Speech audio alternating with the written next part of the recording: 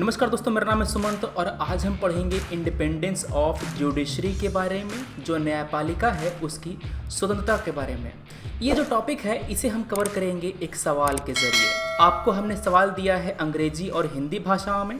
सवाल आपको अटेम्प्ट करना है, इसका आंसर लिखिए, उसके बाद आप इस वीडियो को दोबारा शुरू कीजिएगा। सवाल कह रहा है, explaining the importance of an independent judiciary, highlight the relevant constitutional provision that safeguard and ensure the independent and impartial functionary of the Supreme Court। इस सवाल के कितने पार्ट हैं, चलिए देखते हैं। अगर आपने अभी तक आंसर राइटिंग शुरू नहीं करी है, अगर आपको आंसर लिखना नहीं आता तो ये वीडियो आपके लिए है। बस इसको अंत तक आप देखते रहिए, आप बहुत कुछ सीखेंगे। सबसे पहला पार्ट ये कह रहा है, explaining the importance of independence judiciary. आपको जो इंडिपेंडेंस जुडिशरी का इंपॉर्टेंस है, पहले आपको उससे एक्सप्लेन कर देना है। सवाल का पार्ट नंबर 1 है। उसके बाद हाईलाइट द रिलेवेंट संवैधानिक प्रोविजन। वो कौन कौन से संवैधानिक प्रोविजन हैं जो न्यायपालिका की स्वतंत्रता को सेफगार्ड करते हैं, बचाते हैं और ये इंश्योर करते हैं कि न्यायपालिका इंडिपेंडेंट और इम्पार्शियल तरीके से काम करती रहे। तो मतलब इस सवाल के 2 पार्ट मोटे मोटे मुझे दिख रहे हैं। पहला कि जो स्वतंत्र न्यायपालिका है उसका इम्पोर्टेंस क्या है, और इस इम्पोर्टेंस को देखते हुए संविधान के कौन से आर्टिकल हैं, कौन से प्रोविजन हैं जो इस स्वतंत्रता को वहाँ पर सुनिश्चित करते हैं, इसको वो बचाते हैं। क्लियर है? तो सबसे पहले आप डिस्कस करेंगे कि आखिर इंडिपेंडेंट जुडिशरी का मतलब क्या है। क्लियर है?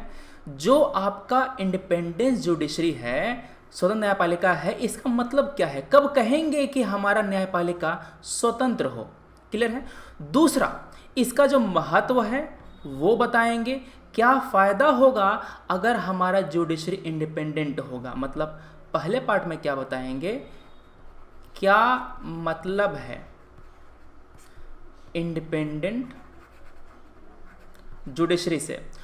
दूसरा, पहला ये है, दूसरा ये है कि इसका महत्व क्या है, इसका महत्व क्या है।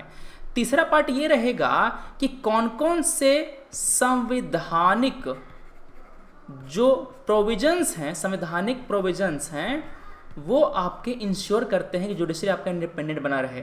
क्या यहाँ तक हम रुक जाएंगे? हमने कहा था सवाल के 2 पार्ट हैं, पहला महत्व, दूसरा प्रोविजन। हमने पहला क्यों लिखा, फिर क्या मतलब है, मतलब क्यों लिखा? आपको जो पूछा जाता है वहाँ पर थोड़ा सा अगर वैल्यू एडिशन करेंगे तो आपको ज़्यादा मार्क्स मिलते हैं। फॉर एग्जांपल आपको देखो, इसमें एक बात और, अगर करंट का कोई इशू आपने वहाँ पर पहले लाइन में डाल दिया तो फिर आपके स्वयं पर सुहागा हो जाता है। मतलब कि मान लो कि ये सवाल किस परिप्रेक्ष्य में पूछा गया है, किस कंटेक्स्ट में पूछा गया है, आपने ये बता दिया। ठीक है? फॉर एग्जांपल आपने ये कह दिया कि जो संविधान जो है, मतलब कि जुडिशरी हमारा है, जुडिशरी की इंडिपेंडेंस पर प्रहार किया जा रहा है एग्जीक्यूटिव लेजिस्लेचर के द्वारा आज के समय में, तो इसी कारण से इसकी महत्ता और बढ़ जाती है। आप ये लिखते हुए अगर सवाल आगे बढ़ गए तो फिर बहुत अच्छा हो गया, मतलब आप समझ रहे हैं कि सवाल क्यों पूछा गया है। ठीक है? इसके बाद अगर आपका मन करे तो चौथा में लिख दीजिए वे फॉरवर्ड, मतलब कि आखिर क्या करें कि इस इंडिपेंडेंस को और सुदृढ़ बनाया जाए, इसको और मजबूत बनाया जाए। क्लियर है? तो ये थे आपके 4 पार्ट जो आपके आंसर में होने चाहिए अगर आप हाई मार्क्स लाना चाहते हैं इस क्वेश्चन में। तो चलिए शुरू करते हैं। आखिर हम क्या समझते हैं जुडिशियल इंडिपेंडेंस से, स्वतंत्र न्यायपालिका से? पहला, वहाँ पर जो कंट्रोल होगा एग्जीक्यूटिव पर वो किसी का नहीं होगा संविधान को छोड़ करके। एग्जीक्यूटिव का, लेजिस्लेचर का, दोनों का कोई कंट्रोल नहीं होगा हमारे एग्जीक्यूटिव पर, कोई भी अनड्यू इन्फ्लुएंस नहीं होगा। Judiciary will be free from influence और कंट्रोल ऑफ आपका legislature, executive and popular opinion also. एक होता है हेकलर वीटो। हेकलर वीटो में क्या होता है, जो हमारा पब्लिक ओपिनियन है उसके कारण से न्यायपालिका पब्लिक के ओपिनियन के पक्ष में अपना जजमेंट दे देती है। फॉर एग्जांपल, जब 2012 का दिल्ली गैंगरेप केस हुआ था तो पब्लिक में डिमांड करी जा रही थी कि उसको फांसी की सज़ा मिलनी चाहिए। ठीक है। अब केस के बारे में जनता को कम ही पता होता है, उसके निटी-ग्रिटी के बारे में जुडिशरी को ज़्यादा पता होता है, मगर फिर भी डिमांड थी कि फांसी मिलनी चाहिए। जो जज हैं उस पर प्रेशर रहा नहीं रहा वो बात अलग है, मगर वो इन्फ्लुएंस होते हैं, ठीक है। एक होता है पब्लिक ट्रायल या मीडिया ट्रायल कह सकते हैं उसको। मीडिया ट्रायल का ये मतलब होता है कि मीडिया के जो एंकर हैं, जो डिबेट करते रहते हैं टीवी पर बैठ करके, वो न्याय ले लेते हैं कि क्या होना चाहिए। पाकिस्तान ने क्या, जैसे कि पाकिस्तान से आए हुए किसी आतंकवादी ने भारत में कुछ काम कर दिया तो डिमांड उठती है कि यार लड़ाई कर दो, एकदम मार दो, युद्ध कर दो। कंसिक्वेंस नहीं समझते वो लोग, ठीक है। अरे लड़ना रहेगा तो मीडिया थोड़े पूछेगी हमारी सेना, अगर मारना रहेगा तो हमारे जो आर्मी है मीडिया का इंतज़ार करेगी क्या? जब वहाँ पर समय रहेगा वहाँ पर अपना काम कर लेंगे वो लोग, हमसे पूछने थोड़े जाएंगे कि हाँ सर करेंगे क्या, कि वहाँ पर अटैक करेंगे या ना करें। समझ रहे बात? तो यहाँ पर जो मीडिया ट्रायल होता है ना, इससे काफ़ी इन्फ्लुएंस होते हैं वो लोग जजेस। ऐसा नहीं होना चाहिए। तो हम कहेंगे क्या कि हमारा जो जुडिशरी है वो इंडिपेंडेंट है। It will be design to protect system of justice, मतलब जो हमारा जस्टिस का सिस्टम है वो बचा रहे ताकि पब्लिक ट्रस्ट हमारा उस पर बना रहे। अभी हाल में ही हुआ क्या है, जुडिशरी पर से पब्लिक का जो कॉन्फिडेंस है वो धीरे धीरे गिरा है। कई जज ने कहा है कि जो क्रेडिबिलिटी है सुप्रीम कोर्ट की वो खतरे में आ गई है, क्योंकि अभी दीपक जी जो है रिटायर हुए सुप्रीम कोर्ट के जज के पोस्ट से, उन्होंने कहा कि जो बड़े बड़े केसेस होते हैं जहाँ पर बड़ी अमाउंट, जैसे कि बड़े लोग का, बड़ी मनी का जहाँ पर रोल होता है, वो केस ज़्यादा ऊपर शेड्यूल किए जाते हैं। मतलब कि वो केस जल्दी सुने जाते हैं। जो गरीब लोग होते हैं, दबे कुछ लोग हैं ना, उनके केस जल्दी नहीं आते ऊपर में, ठीक है। तो ये हुआ कि क्या मतलब है आपका जुडिशियल इंडिपेंडेंस से। अब क्या महत्व है इसका, इंपॉर्टेंस क्या है इसका? पहला, पब्लिक का कॉन्फिडेंस जुडिशरी पर बना रहता है। रूल ऑफ लॉ अप्लाई होता है, मतलब कि आपने लॉ बना दिया, अगर उसको आप इन्फोर्स ही नहीं कर रहे तो लॉ का क्या मतलब है ना। आपको लाख अधिकार दे दिए गए, आपको फंडामेंटल राइट दे दिया पार्ट 3 के अंतर्गत, मगर उसको आप इन्फोर्स ही नहीं कर पा रहे, क्या फायदा है ना। तो पहला रूल ऑफ लॉ कायम करना है, डेमोक्रेसी को मेंटेन करना है, एक वॉचडॉग की तरह काम करना है। लेजिस्लेचर ने, संविधान ने जो आपको अधिकार दिए हैं, क्या अधिकार आम जनता को मिल रहे हैं, वहाँ पर कहाँ हनन हो रहा है, कैसे करें कि उस अधिकार को बचाया जाए, ये सब बातें जुडिशरी वहाँ पर उसको मेंटेन करता है। एक बात और, हमने एक वीडियो बनाया है जुडिशियल रिव्यू पर, जुडिशियल एक्टिविज्म पर, जुडिशियल ओवररीच पर। ये तीनों बातें हमने एक ही वीडियो में बताई हैं, ठीक है ना। तो जुडिशरी ने जुडिशियल एक्टिविज्म के जरिए आपका जो फंडामेंटल राइट है, फॉर एग्जांपल आर्टिकल 21, इसको काफ़ी ज़्यादा एक्सपैंड कर दिया है। जो अधिकार आपको पहले नहीं भी मिले हुए थे वो अधिकार आपको अब मिलेगा, वो दिला रहे हैं। फॉर एग्जांपल अभी हाल के समय में राइट टू इंटरनेट, हो सकता है कि कुछ समय में ये एक मेन फंडामेंटल राइट बन जाए, राइट टू इंटरनेट।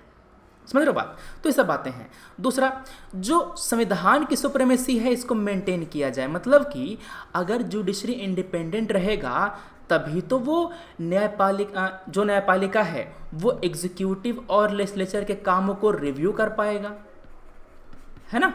अगर इंडिपेंडेंट ही नहीं रहेगा तो कैसे करेगा रिव्यू? क्यों करते हैं रिव्यू? करते इसलिए हैं ताकि एग्जीक्यूटिव का कोई भी कदम, लेजिस्लेचर का कोई भी कानून हमारे संविधान को वायलेट ना करे। अगर वायलेट कर रहा हो तो जुडिशरी हमारा उसको स्ट्राइक डाउन कर देगा, उसको नल एंड वॉइड कर देगा। सेंटर और राज्य के बीच के केसेस सुनेगा, जो दो राज्य हैं उनके बीच के केसेस सुनेगा। जो हमारा सुप्रीम कोर्ट है वो फाइनल इंटरप्रेटेटर है, वो गार्जियन है हमारे संविधान का, वो एक इंडिविजुअल के, हमारे नागरिकों के अधिकारों को बचाता है, उसको प्रोटेक्ट करता है, उसको अपहोल्ड करता है। इन सभी कारणों से एग्जीक्यूटिव और लेजिस्लेचर से बचाने के लिए जुडिशरी का इंडिपेंडेंट होना काफ़ी ज़रूरी है। बात क्लियर है? हमने देखा इंडिपेंडेंस का मतलब क्या है, इंडिपेंडेंस मत के होने के फ़ायदे क्या है, क्या महत्व है उसका। अब देखेंगे हम लोग संवैधानिक प्रोविज़न को। संविधान कहता है कि जो टेन्योर है सुप्रीम कोर्ट के जजेस का उसको सिक्योरिटी दो, मतलब कि प्रेसिडेंट उसको अपॉइंट करेगा, मगर प्रेसिडेंट के मतलब इसके मन पे इसको नहीं हटाया जाएगा। संविधान में जो आधार लिखे गए हैं, जो प्रोसीजर लिखा गया है, केवल उसी प्रोसीजर के अकॉर्डिंग सुप्रीम कोर्ट के जजेस को, हाई कोर्ट के जजेस को हटाया जा सकता है। प्रेसिडेंट के, किसी पीएम के, किसी भी अधिकारी के मन पर, किसी अंतरंगी विचार पर नहीं हटा सकते उसको। समझ रहे बात? ये होता है सिक्योरिटी ऑफ टेन्योर। दूसरा है, जो जज है सुप्रीम कोर्ट के, उनके अपॉइंटमेंट में, सुप्रीम कोर्ट के जज के अपॉइंटमेंट में जुडिशरी की प्राइमेसी होगी। Primacy of judiciary in judicial appointment, ये बेसिक फीचर करार दे दिया गया है हमारे सुप्रीम कोर्ट के द्वारा। याद है NJAC एक्ट, इसी कानून में उन्होंने कहा था कि जुडिशरी की प्राइमेसी होगी, ताकि अपॉइंटमेंट के नाम पर जो एग्जीक्यूटिव है वो अपने लॉयलिस्ट लोगों को, अपने चापलूसों को जुडिशरी में ना भर दे। समझ गए बात? क्लियर है। अगला, कंडीशन ऑफ एम्प्लॉयमेंट, जो भी सैलरी है, अलाउंस है, वो संविधान फिक्स करता है, ना कि एग्जीक्यूटिव ना लेजिस्लेचर। समझ गए बात? जुडिशरी जो है वो दोनों वो दोनों को कंट्रोल करता है ना, एग्जीक्यूटिव को भी और लेजिस्लेचर को भी। तो आखिर दोनों को कैसे दे दें सैलरी फिक्स करने का पावर? संविधान को दिया गया है power. And the salary and allowance are charged upon, एक होता है चार्ज एक्सपेंडिचर, इस एक्सपेंडिचर को वो लोग वोट नहीं कर सकते। क्या नहीं कर सकते? पार्लियामेंट वोट नहीं कर सकता। क्या होता है वोट का मतलब? जब भी आपको पैसे निकालने होते हैं ना इस CFI से, तो आपको वोटिंग करानी होती है। अगर पास हुआ तभी पैसे आप निकाल सकते हैं यहाँ पे। इसमें वोट की ज़रूरत नहीं है, पैसे निकलने हैं तो निकलने हैं। आपको लेजिस्लेचर की सहमति की ज़रूरत नहीं है सैलरी देने के लिए उसको। Power of supreme court, parliament supreme court के पावर को बढ़ा तो सकता है, मगर उसको कम नहीं कर सकता आर्टिकल 138 के मुताबिक। क्लियर है? पार्लियामेंट सुप्रीम कोर्ट का पावर बढ़ा सकता है, उसे कम नहीं कर सकता। जुडिशरी को एग्जीक्यूटिव से अलग किया जाएगा, ताकि एक ही व्यक्ति के हाथ में दोनों अधिकार ना रहें। जो व्यक्ति पर चार्ज लगा हुआ है वही अपना खुद का जज ना बन जाए, इसको यहाँ पर इंश्योर किया गया है। अगला, किसी भी लेजिस्लेचर में जो जज का काम है उस पर कोई भी डिस्कशन नहीं होगा, बशर्ते उस पर महाभियोग चल रहा हो। जज को हटाने के लिए अगर कोई रेजोल्यूशन वहाँ पर डाला जा रहा है, कोई डिस्कशन हो रहा है, तो इसको छोड़ करके, ठीक है, इसको छोड़ करके, जज के इम्पीचमेंट को छोड़ करके किसी भी समय जज के खिलाफ या जज के जो काम है उसको डिस्कस नहीं कर सकते, वरना क्या होता है, उन पर प्रेशर आता है। क्लियर है? ये लिखा गया है आपके आर्टिकल नंबर 121 में। क्या कहा गया था? संवैधानिक प्रोविजन। आप आर्टिकल का नंबर याद रखिएगा, आर्टिकल नंबर 121। ठीक है? अगला कह रहा है, सुप्रीम कोर्ट अपना पावर को इंश्योर करने के लिए, अपने जजमेंट को इंप्लीमेंट करवाने के लिए, उसको अपने कंटेम्प्ट के खिलाफ पनिश करने का अधिकार है। मान लो कि सुप्रीम कोर्ट ने कोई बात कही आपको, आपने वो बात नहीं मानी, तो आपके खिलाफ एक्शन ले सकता है सुप्रीम कोर्ट। सुप्रीम कोर्ट क्या, हाई कोर्ट भी आपके खिलाफ एक्शन ले सकता है। क्लियर है? सुप्रीम कोर्ट के पास अधिकार है, भारत की जो टेरिटरी है उसमें जितने भी कोर्ट हैं, अगर आपने उनमें से किसी का भी बात नहीं माना तो आपको पनिश कर सकता है सुप्रीम कोर्ट। अगला है prohibition on practice after retirement. Article 124 के अनुसार सुप्रीम कोर्ट के रिटायर्ड जज किसी भी कोर्ट में जाकर प्लीड नहीं कर सकते, किसी भी अथॉरिटी के पास जाकर के प्लीड नहीं कर, मतलब कि वहाँ जाकर केस नहीं लड़ सकते। ठीक है ना? हाँ, अगर कोई ऐसा अथॉरिटी है वहाँ पर इनको अपॉइंट कर सकते हैं। फॉर एग्जांपल एनएचआरसी में तो जज ही अपॉइंट होते हैं, है ना। फिर आपका होता है लोक अदालत, यहाँ पर भी इनको कर सकते हैं अपॉइंट, किसी गवर्नर के पोस्ट पर अपॉइंट कर सकते हैं, है ना। मगर वो कहीं जाकर प्लीड नहीं कर सकते हैं, कहीं जाकर वो केस नहीं लड़ सकते, उनकी इज्जत के खिलाफ है, सुप्रीम कोर्ट का जज है यार। ठीक है ना। तो ये बातें हुई क्या मतलब है इंडिपेंडेंस का, क्या महत्व है उसका, क्या प्रोविजन है। अब दे दो या तो वे फॉरवर्ड या तो आप दे दो एक अच्छा सा कंक्लूजन कि हाँ क्या होना चाहिए। बातें वही हैं, आपको कहीं भी हेडिंग नहीं देना है कि हाँ ये इंट्रो है, ये बॉडी है, कंक्लूजन है। ये समझ जाते हैं लोग, देखते हैं कि हाँ यहाँ से मेरी बॉडी शुरू हो गई आंसर की, ठीक है। जुडिशरी जो है, इंडिपेंडेंट जुडिशरी एक लिंचपिन है डेमोक्रेसी का। अगर जुडिशरी इंडिपेंडेंट नहीं हुआ तो ये एग्जीक्यूटिव का ही एक अंग बन जाता है। जो काम एग्जीक्यूटिव कर रहा है उसी को जुडिशरी सपोर्ट करने लगता है और फिर हिटलर जैसा वहाँ पर जो अथॉरिटेरियन जो गवर्नमेंट है वो वहाँ पर बन जाता है, अगर आपने उसको कंट्रोल नहीं किया तो। क्लियर है। जो जुडिशरी है अगर इंडिपेंडेंट रहा तो सोशल, इकोनॉमिक और जो पॉलिटिकल जस्टिस है आपके सिटीजन का, उसको वो इंश्योर करता है। क्लियर है। तो ये हुई बातें हमारे इस सवाल की। उम्मीद है आपने क्वेश्चन का आंसर लिखा होगा, उसके बाद आपने इस डिस्कशन को सुना होगा। बढ़िया बात। क्या कह रहा है, न्यायपालिका का महत्व समझाइए, इंडिपेंडेंस न्यायालय का महत्व समझाइए और जो प्रावधान है उस पर आप प्रकाश डालिए, ठीक है। तो इसी बातें आपको हम लोग कोशिश करेंगे आपके लिए लगातार वीडियो लाने की, ठीक है। मिलते हैं हम लोग अपने अगले वीडियो में। Thanks for watching, take care, Jai Hind.